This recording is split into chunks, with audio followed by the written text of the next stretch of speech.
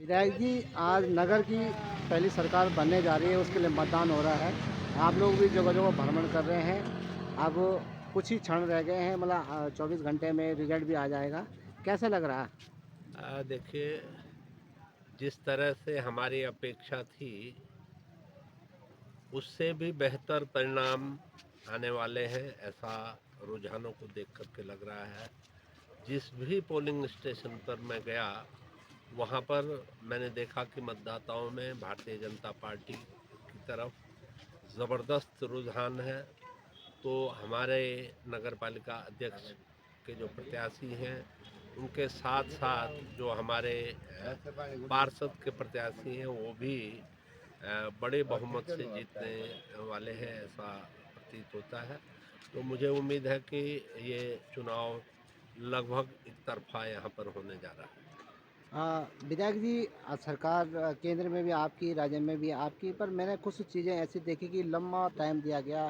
कुछ बहुत ज़्यादा, जैसे विधायक का चुनाव भी इतना लंबा नहीं होता जिस तरह से निकाय चुनाव हुआ। देखिए, चुनाव करवाना जो है वो चुनाव आयोग की जिम्मेदारी होती है, और ये कहना मुश्किल है कि किन परिस्थितियों में चुनाव आयोग ने ये निर्णय लिया, क्योंकि पूरे प्रदेश में एक साथ चुनाव करवाए गए। और जो बड़े नगर निगम थे, जैसे देहरादून है, रुड़की है, हरिद्वार है, ऋषिकेश है, हल्द्वानी है, यहाँ पे मतदाताओं की संख्या कहीं कहीं 10 लाख तक थी। तो ऐसी स्थिति में निश्चित रूप से देहरादून में 100 वार्ड हैं, 100 पार्षदों का चुनाव होना है। तो शायद उसी चीज़ को देखते हुए इतना लंबा समय रखा गया है।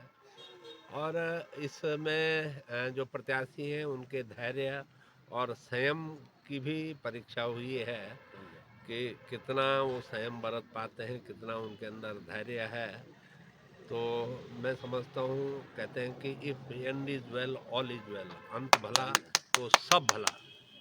विधायक जी, धन बल, चर्चा पर्चा खर्चा सब कुछ देखा है इसमें। ऐसा विधायकों के चुनाव में भी नहीं देखा, क्यों? देखिए, ये छोटा चुनाव है, और छोटे चुनाव में क्योंकि मतदाता तक हर प्रत्याशी की पहुंच होती है, मतदाता तक हर प्रत्याशी किसी न किसी रूप में जुड़ा हुआ होता है, तो उसको अपने पक्ष में करने के लिए प्रत्याशियों ने, और ख़ास तौर पे कांग्रेस जिस बात के लिए जानी जाती है, जिस तरह से कांग्रेस पूरे देश से लुप्त प्राय होती जा रही है, तो अपने अस्तित्व को बचाने के लिए कांग्रेस के प्रत्याशियों ने धन बल का बेजा इस्तेमाल किया। लेकिन मुझे लगता नहीं है कि उसका कोई प्रभाव मतदाताओं पे पड़ा हो। निर्दलीय प्रत्याशियों ने भी आश्चर्यजनक रूप से जो संसाधनों का यहाँ पर प्रदर्शन किया है, वो भी एक कौतूहल का विषय है कि कहाँ से इतने संसाधन आए, और क्यों इतने संसाधनों का इस्तेमाल करने की आवश्यकता पड़ी। भारतीय जनता पार्टी एक अनुशासित और संगठित पार्टी है। उसका अपना एक पैटर्न होता है, अपना एक ढर्रा होता है, उसी ढर्रे पे चुनाव लड़ा।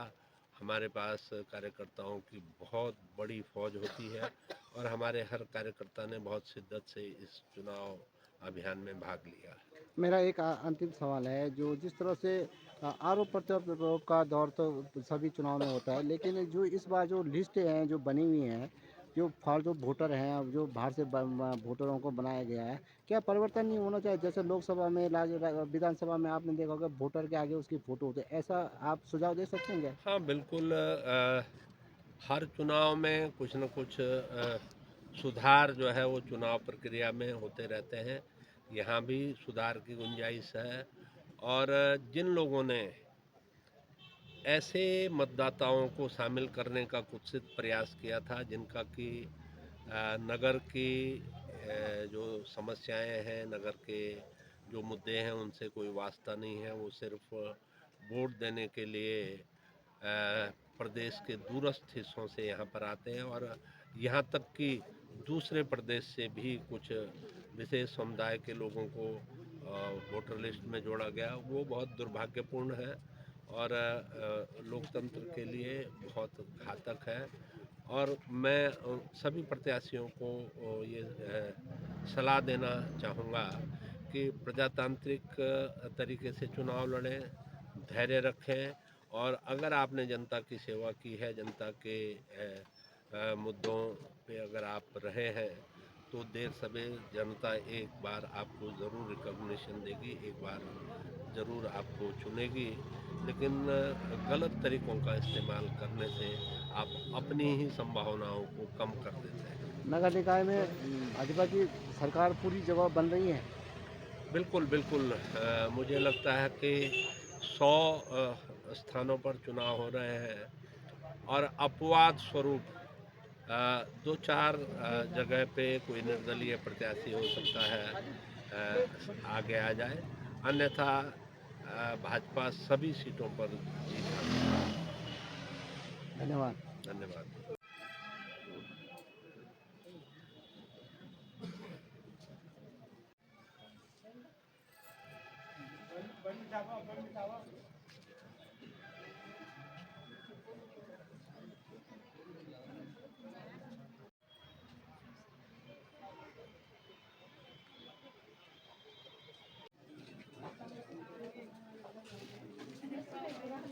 क्या लगा है?